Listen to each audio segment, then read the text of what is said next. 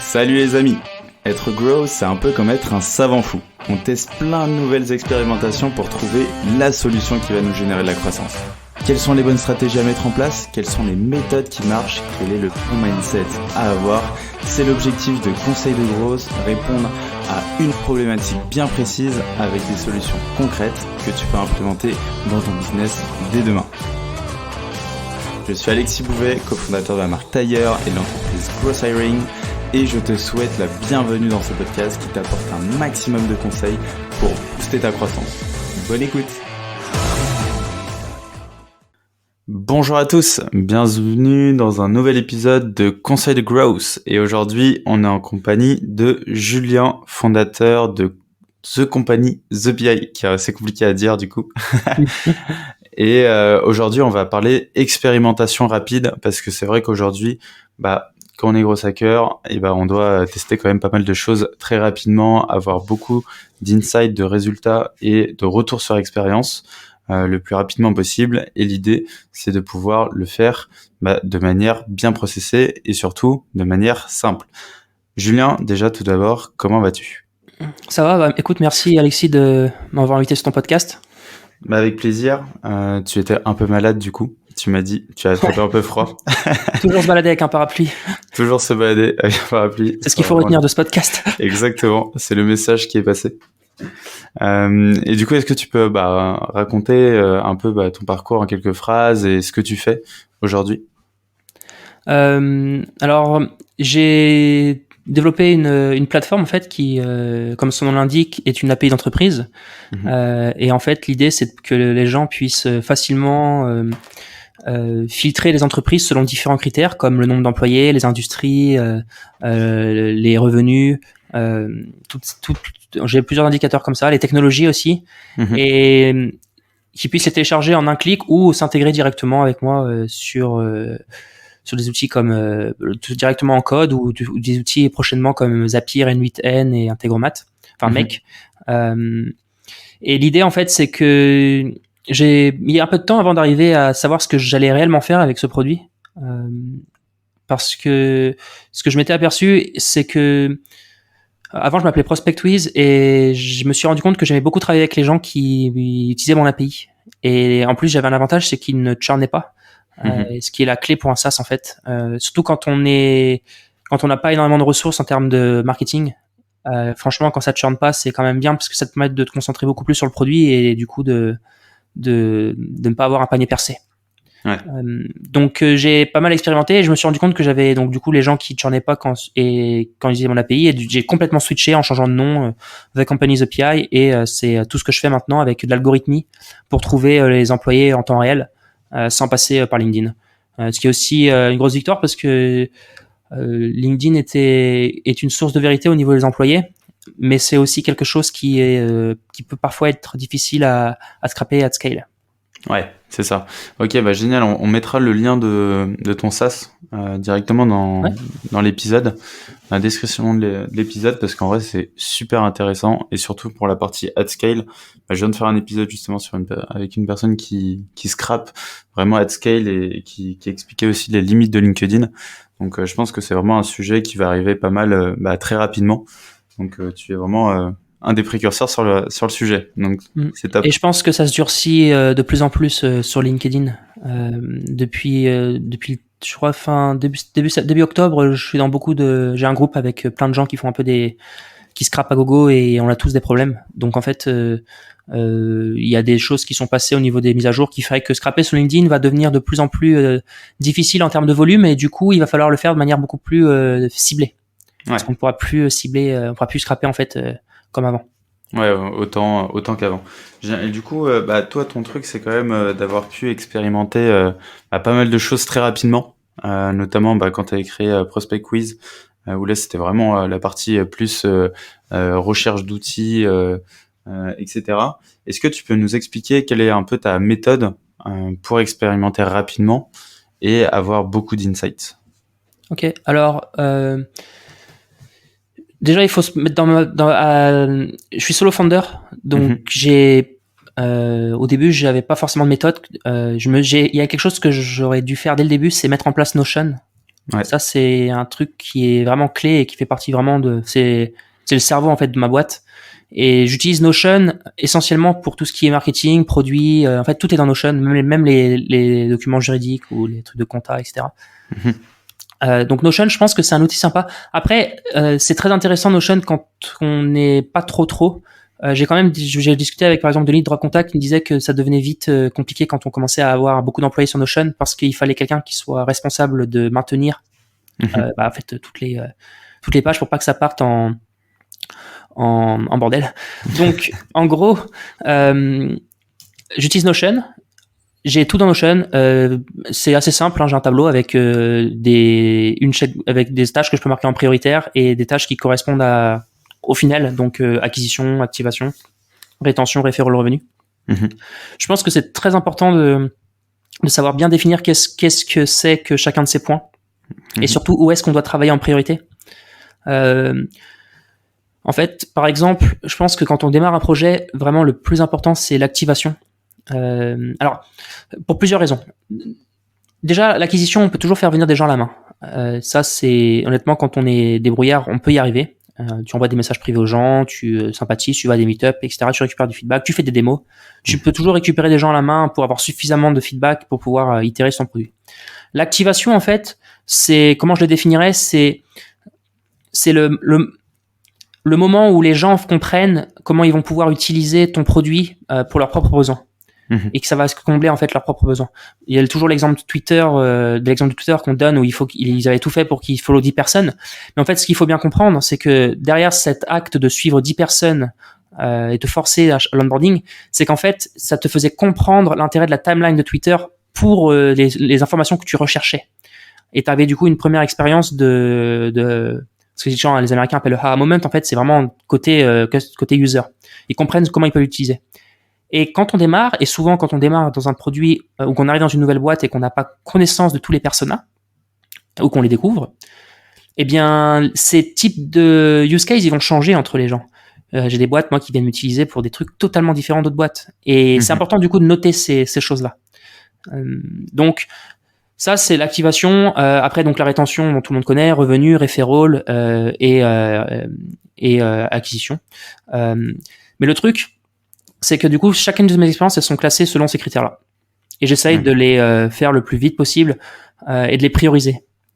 C'est-à-dire qu'il y a aussi un autre point important quand on veut expérimenter rapidement, c'est-à-dire qu'aujourd'hui, il y a une myriade de canaux d'acquisition qui existent.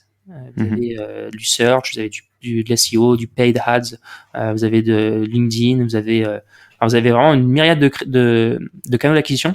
Et on peut très vite être tenté au début de se perdre et de se dire, bon, alors je vais à la fois faire de la SEO, je vais faire aussi du paid ads et je vais faire aussi de l'outreach en envoyant des mails.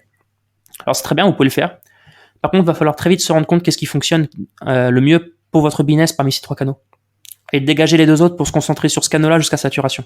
Parce que, en fait, si vous multipliez les canaux, vous multipliez le temps de travail et vous multipliez aussi, vous diminuez la chance que vous trouviez vraiment les petits détails qui font que ce canal d'acquisition, en fait, on le maîtrise et on arrive à faire venir des gens. Ça peut être, par exemple, parce qu'on découvre à force de travailler sur le SEO qu'on a vraiment un mot-clé qui est vraiment parfait pour nous et on finit par développer une intelligence sur la détection de mots-clés. Et ça prend du temps, en fait. À moins d'avoir, et pareil pour le message, en fait. Quand on fait de l'outreach, ça peut être le bon message, le bon moment, le bon canal, email, LinkedIn message, tout ce qui est numéro de téléphone. Et ça, c'est vraiment clé. Pour vous donner un exemple, par exemple, quelqu'un qui veut cibler des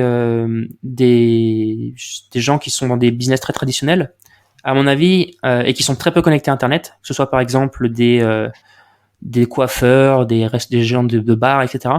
La messagerie Instagram ou le numéro de téléphone en direct, ça reste quand même ce qu'il y a de mieux. Et donc en fait, on a toujours un canal d'acquisition qui est toujours plus intéressant qu'un autre en fonction de la particularité de ce business.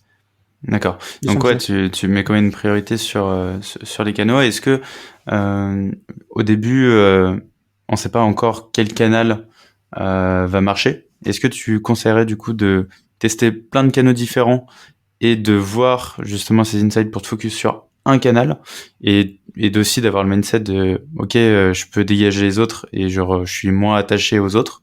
Ou est-ce que tu dirais ok, il faut tester vraiment un canal par canal, quitte à perdre un peu de temps sur les autres, Qu'est-ce que tu conseilles? Bah déjà, la première chose que je conseille, c'est quand on n'est pas sûr du canal, il faut parler avec beaucoup de gens. Parce qu'en fait, on va pouvoir aspirer leurs connaissances assez vite et du coup éviter de faire les erreurs qu'ils ont fait. Ça peut être par exemple, on va discuter avec un ami et il va me dire TikTok ça marche super bien pour mon business. On dit ah bah oui tiens TikTok bah tiens je vais miser là-dessus. Et alors t'aurais pas eu, tu serais parti sur d'autres canaux. Donc vraiment parler avec les gens c'est clé et les ressources aussi. Après ce qu'il va falloir faire c'est comme je vous dis très vite se rendre compte si ça fonctionne ou pas. C'est-à-dire que si on travaille dessus comme un malade pendant un mois et qu'on n'a toujours pas de résultat ou qu'on n'a pas le moindre truc prometteur, peut-être qu'il y a quelque chose de plus intéressant à faire que ce canal-là en fait. Ok, je vois. Et du coup, tu priorises. Là, tu parlais justement de classer tes tâches et tes expérimentations en fonction du funnel art qu'on connaît bien. Après, comment tu vas prioriser ces actions? Par exemple, dans dans la même catégorie, par exemple sur la partie acquisition, tu dois avoir plein d'expérimentations. Comment tu arrives à les prioriser? J'ai une note d'instinct que je mets à chaque expérience sur 5. Ok. Alors on n'est pas obligé de le faire, hein, mais disons que chaque dimanche, alors je le fais pas tout le temps, mais il faudrait que je le fasse tout le temps, c'est chaque dimanche soir, je reprends ce tableau-là, à la fois pour le marketing et pour le produit, et je repriorise les tâches chaque semaine. C'est-à-dire qu'il peut y avoir des événements dans la semaine qui font que une tâche que j'avais mis pour cette semaine devient obsolète et qu'à ce moment-là, en fait, ça sert à rien de continuer à la faire parce qu'il y en a d'autres qui sont prioritaires. Donc, quand on fait ce genre de priorisation, déjà, la première chose, c'est de mettre à jour et d'avoir vraiment, de manière très rigoureuse, avoir un créneau ça peut être le lundi matin, de 10-15 minutes où on va vraiment tout reprioriser. Ouais, je te rejoins pas mal parce que c'est vraiment un gain de temps, c'est un gain de temps assez monstrueux parce qu'on se rend compte que souvent quand on a la tête dans le guidon ou qu'on va se dire ok bon je vais faire ma to-do etc et que je vais l'attaquer sans prioriser, en fait tu pars dans tous les sens et du coup tu perds en impact. Et tu sais, par exemple, un des meilleurs conseils qu'on m'a donné en cuisine, c'est de préparer mes ingrédients devant moi avant de commencer à cuisiner. Pourquoi? Parce que, en fait, non seulement ça te rend plus productif, mais ça limite les oublis. Ah tiens, mince, j'ai oublié cette épice, tu vois. Et en fait, du coup, le fait de prendre 5 minutes pour réorganiser tous tes ingrédients, tu vas à la fois être plus productif, mais tu vas mieux exécuter. Et c'est la même chose en marketing. Donc, par exemple, passer des heures, hein, tu passes 15 minutes à tout prioriser chaque dimanche soir ou lundi matin, et ça va vraiment avoir un impact sur le long terme qui est important. Ça, et aussi après je pense un autre truc qui est important c'est alors dans Notion c'est intéressant parce que les expériences en fait c'est comme des documents donc on peut très facilement mettre des commentaires dessus du style ça n'a pas marché pourquoi, ça a marché pourquoi, tu mets un screenshot d'un graphe, tu peux vraiment stocker de la donnée en brut un peu en bordel au début et puis après par exemple quand tu retries tes expériences tu la réorganises, tu la réécris vite fait en mettant mieux, tu vois, en suivant un modèle, et puis des templates. Oui, c'est ça. Et puis en fait, tu as une analyse aussi qualitative. Ça qui est cool aussi avec Notion, c'est que t'as beau avoir des stats, des graphes et tout, derrière tu peux prendre des notes et tu reviens dessus et tu vois que cette expérimentation tu l'as testé. Derrière t'as tes commentaires que t'as mis sur 10 lignes en te disant voilà recommence surtout pas faire parce que du coup ça marche pas. Et surtout, ça permet d'avoir un cerveau secondaire qui fait que lorsque quelqu'un, à la fois nous, quand on s'en souvient plus, parce que c'est une expérience qu'on a fait il y a 6 mois, on va très facilement pouvoir récupérer de l'information qui avait de la valeur, qu'on a peut-être oublié, ou un nouveau qui rentre, il va pouvoir très vite rentrer dans le bain. Donc ça, avant toute chose, quand on veut expérimenter vite, il faut être quelqu'un qui travaille sa capacité à documenter les choses. Ça, c'est clé. Alors Notion ou autre chose, hein, ça peut être un spreadsheet ou n'importe quoi. L'important c'est de garder les choses simples aussi. J'ai vu trop de gens qui faisaient des trucs très très compliqués et qui n'étaient pas des boîtes avec 5 grosses teams. Quand on est un ou deux marketeurs dans une équipe, franchement garder les trucs simples. Ouais, c'est vrai qu'on va souvent très vite. Moi je le vois pas mal. Moi j'aime bien processer les choses. Tu vois, faire beaucoup de documentation et tout, mais en fait on est 4-5 dans la boîte, ça va, tu vois. Il n'y a pas besoin de tout processer, tout documenter. Et du coup, aujourd'hui, dès que je sens que j'ai cette manie de vouloir le processer, je me demande toujours, ok, qui veut l'utiliser, c'est quoi l'impact? Et si à ces questions-là, il n'y a pas de réponse évidente, du coup, je le fais pas. Ouais, exactement. Et il y a aussi un autre point qui peut être important, c'est d'avoir une colonne. Alors j'ai prévu de le faire, je le fais pas encore, mais c'est d'avoir un attribut qui définit pour qui l'expérience, pour quel persona elle concerne cette expérience-là. Je sais pas, mais par exemple, si on cherche à cibler, si on a un persona qui correspond à des RH de grands groupes, on sait qu'ils passent tout leur temps sur LinkedIn, on se dit bon bah cette expérience-là, de la publicité sur LinkedIn en retargeting, ça va être essentiellement pour cibler ce persona-là. Ce qui permet aussi de minimiser le scope en fait de l'expérience, c'est-à-dire qu'on cherche pas à cibler tout le monde, on cherche juste à voir si ça fonctionne sur ce persona. Et c'est aussi important du coup d'avoir un autre document qui est tous les personas que l'on a dans la boîte, avec plusieurs informations. Qui c'est, comment du coup on l'acquérit, son taux de churn, les features qui peuvent être intéressantes pour lui, priorisées par ordre on va dire de glamour. Ça, c'est des signaux qu'on a beaucoup en démo. En fait, quand tu expliques ta feature en démo, le mec fait ah ouais c'est génial. Bon là tu vois t'as un signal. Cette feature-là, elle est peut-être la mettre en quelque chose qu'il faut d'abord parler avant une autre, qu'on mette en avant. Et ça c'est intéressant d'avoir du coup toutes ces informations sur chaque persona. Et surtout qu'en fait, il y a aussi un point important qu'on dit pas assez, c'est que les personas ils évoluent avec le projet. C'est-à-dire qu'en fait, on va recoder une feature, qui marchait plus, on va rajouter une fonctionnalité, on va en supprimer une autre qui n'était pas utilisée. Et du coup, un persona qui n'était pas très intéressant pour nous peut le devenir parce qu'il a un vrai usage à utiliser notre produit. Donc, on va l'activer beaucoup plus facilement qu'avant. Ça, c'est un truc que les sales, ils voient beaucoup en démo. Des fois, ils grimpent leur pipe parce que en fait, les développeurs ont fait leur taf sur le produit et que il y a 6 mois, tous les démos qu'ils faisaient, ils les closaient pas beaucoup, ils étaient obligés de relancer. Mais en fait, là, depuis que la feature est en ligne et que ça fonctionne, bah en fait, ça close mieux, quoi. Ok, donc là c'est top, on a vraiment les ingrédients de nos expérimentations. Sur la partie exécution, comment toi tu t'organises pour mettre en place ces expérimentations et être le plus efficace possible? Alors j'avais codé une petite application qui s'appelait resilience.club. Alors on peut le faire dans un spreadsheet, hein, c'est pas le souci. Où en fait j'ai un certain nombre d'actions à réaliser chaque jour. Alors pour être honnête, j'y arrive pas tout le temps, c'est dur. Mais par exemple, je sais que chaque jour, je dois faire à peu près 1h30 d'SEO. Je dois contacter 10 personnes. Le lundi matin, je dois envoyer un email à ma base. J'ai plein d'actions comme ça qui sont des actions qui sont très récurrentes et que j'ai déjà validé en fait leur impact. Par exemple, tout ce qui est envoyer un email avec les updates de son produit, c'est un truc que j'ai déjà vérifié que ça fonctionnait. Donc c'est un truc que j'ai intégré dans mon workflow avec des tâches répétitives. L'idée c'est de vraiment pas tomber quand on a un truc qui fonctionne, on reste dessus jusqu'à saturation. Quand on le sature, c'est là où ça peut valoir le coup d'aller commencer à mettre de l'énergie ailleurs. Mais par contre, quand tu as un truc qui marche, il faut l'intégrer dans un workflow qui va être une séquence de tâches qu'on va réaliser une fois par semaine, une fois tous les 15 jours, une fois par mois. Ok. Et comment tu fais pour tenir toutes ces tâches-là? Est-ce que tu te mets des créneaux dans ton agenda? Est-ce que tu as des moments dédiés? Comment tu fais pour vraiment réussir à atteindre toutes ces tâches? Alors, il y a un truc marrant, c'est que, soit on se met ces tâches dans des slots d'agenda, et du coup, en fait, ça revient au même, hein, c'est-à-dire qu'on est dans ce slot, on sait qu'on va faire cette tâche-là. Soit on peut faire aussi des journées à thème. Alors, c'est pas un truc que je fais, mais par exemple, il y a des gens que je connais qui leur démo c'est le jeudi et le mercredi. Donc, c'est-à-dire qu'en fait, sur leur calendrier, tu peux booker que le mercredi et le jeudi les démos. Et ils savent que le mercredi et le jeudi, ils ont toutes les démos. Comme ça, le reste de la semaine, en fait, ils peuvent être concentrés sur d'autres tâches qui seront d'autres journées à thème, en fait. Moi, j'ai plus chaque jour, j'essaie d'avancer l'aiguille dans chaque point. Donc, j'ai de la SEO, j'ai de l'outreach et j'ai beaucoup de produits et la relance de beaucoup de démos. En fait, je fais énormément de démos aussi. Ça, c'est un truc qui est clé. Ok. Beaucoup de démos et du coup, toutes ces expérimentations, du coup, tu les mets en place, tu les exécutes. Derrière, comment tu arrives à prendre du recul, analyser tout ça? Est-ce que tu analyses ça tous les jours, toutes les semaines, tous les mois en termes d'impact? Comment tu arrives à en tirer en fait tes conclusions?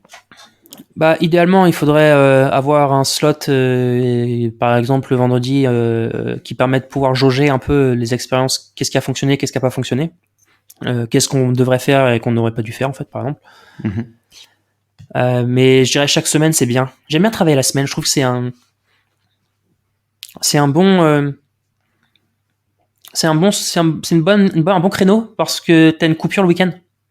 Et en fait, j'apprécie d'avoir, par exemple, un truc que je faisais avant, c'est que je travaillais quasiment du lundi au dimanche. Alors bien sûr, moi j'ai un créneau particulier, c'est-à-dire qu'après 10 jours, en général, j'ai besoin de prendre 1 ou 2 jours off. C'est plus des semaines de 10 jours. Mais mais du coup, en fait, tu le sens au niveau de ta tête quand tu commences à être fatigué, tu vois, t'as du mal à te concentrer, t'es vite défocus. Mais le dimanche, en fait, je fais rien.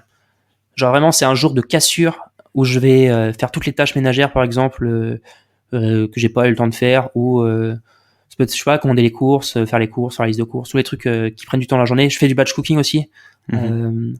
Donc c'est vraiment un jour de cassure, et je dois avouer que ça m'aide beaucoup à tenir le rythme. J'avais fait un burn-out il y a quelques années maintenant, et j'avoue que ça m'avait un peu montré que, mine de rien, ça reste un marathon, et que si on saigne à bosser comme un fou pendant 6 mois et qu'on mange mal, qu'on fait pas de sport, en fait on finit par prendre les mauvaises décisions. D'où l'importance d'être résilient. Ça, c'est un des premiers trucs que j'apprendrai à mes enfants, c'est la résilience. Genre, tu pars du principe que ton truc il va échouer, ok, tout ce que tu fais dans la vie, mais par contre tu es convaincu que si tu continues à le faire suffisamment longtemps, ça va fonctionner. Et ça, c'est vraiment une philosophie que j'ai, qui est, je fais un truc, j'en attends rien, tu vois, mais je sais que je vais le faire suffisamment longtemps jusqu'à ce que ça fonctionne, en fait. Okay. Et tant mieux, ça marche du premier coup, bah là, je suis super content. Ça marche pas, je suis pas déçu, mais je continue. Ça, c'est la stratégie des petits pas, et je pense que ça devrait être quelque chose qui ça enlève beaucoup d'anxiété, en fait, parce que tu te dis, je vais y arriver, en fait, quoi qu'il arrive.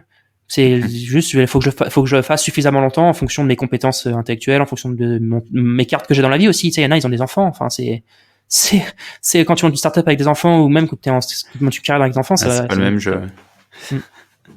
Ouais, non, je suis entièrement d'accord, et ce côté, t'as raison, tu vois, la machine en soi, c'est nous les machines, tu vois, qui sont derrière tout ça. Il faut qu'on en prenne soin, et si à titre perso, on n'arrive pas à bien faire ça, que ce soit les expérimentations ou ce qu'on crée, en fait, ça sert à rien, parce que dans tous les cas, tu vas tout casser, et tu pourras plus courir, tu vois. Tu pars une marathon, ça, tu peux plus courir. Ouais, et je pense que c'est important d'être minimaliste aussi, dans le sens où minimalisme dans à la fois le nombre de projets sur lesquels on travaille, si possible se concentrer que sur un seul, le nombre de choses qu'on fait, parce que quand on commence à avoir trop de trucs, ça augmente le niveau de difficulté quand même de manière assez sérieuse. Enfin, je sais que, tu vois, j'aime bien bosser sur des side projects, mais à chaque fois que je bosse dessus, je me dis, bon, voilà, tu restes pas trop longtemps dessus quand même. Ça te fait kiffer, t'aimes bien faire ça, mais le vrai jeu, il est pas là-dessus, en fait. Il faut rester focus sur un projet. C'est déjà suffisamment difficile de réussir un truc que si tu multiplies les...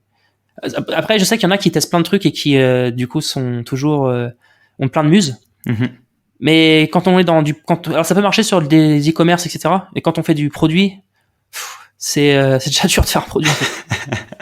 Ouais, clairement. Et en plus, t'en as plein à gérer, ça devient quand même très galère. Trop cool. Merci en tout cas, Julien, pour ton retour d'expérience là-dessus, sur cette partie expérimentation. Si t'avais un dernier conseil d'amis pour ceux qui nous écoutent, ce serait lequel?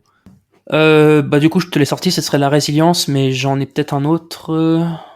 Il y en a un qui est important aussi, c'est en fait, de savoir ce qu'on aime.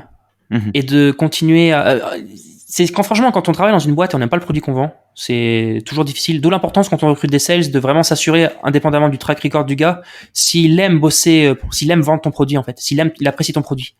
Parce que ça change tout sur le long terme, en termes de conversion. C'est toujours plus facile de vendre quelque chose qu'on apprécie, parce qu'on est moins susceptible au niveau des remarques. Si quelqu'un nous dit que c'est de la merde, en fait, on s'en fiche, parce que nous, on l'utilise nous-mêmes, et on apprécie le produit, et on sait qu'il va s'améliorer. Par contre, quand on l'utilise pas et qu'on pense que c'est de la merde, quelqu'un nous dit c'est de la merde, on dit ouais, c'est de la merde. Donc tu vois, il faut vraiment, et ça apprendre à se connaître, c'est important. Moi, je sais qu'il y a un certain nombre de trucs que j'aime, tu vois, j'adore les bars à cocktails, j'adore le football, j'adore les tiny house, j'aime beaucoup tu vois, j'aime bien la cuisine. Il y a un certain nombre de trucs que j'aime, et le fait d'en avoir conscience, j'adore le gros aussi. Le fait d'en avoir conscience, je minimise le spectre dans lequel je vais travailler, je vais organiser mes journées, en fait, pour pas avoir trop de trucs et être bien organisé. Ouais, c'est ça. Et puis au moins tu sais où ton énergie aura le plus de valeur, et surtout où est-ce que tu en auras le plus à mettre, parce que souvent ça coûte énormément d'énergie quand tu le mets au mauvais endroit, et que t'as pas envie de le faire, quoi, à contre-cœur. Trop cool. Génial. Merci à toi en tout cas, Julien. C'était ultra intéressant. Je te dis à très vite, et prends soin de toi. Ça marche. Allez, à bientôt. Salut. Ciao. J'espère que cet épisode t'a apporté de la valeur. Si tu veux me motiver et me soutenir pour faire encore plus de contenu, tu peux mettre 5 étoiles sur Apple Podcast et me confier tes problématiques en commentaire. Tu peux aussi le partager autour de toi si tu penses qu'il peut aider. On se retrouve la semaine prochaine pour un nouvel épisode. En attendant, prends soin de toi.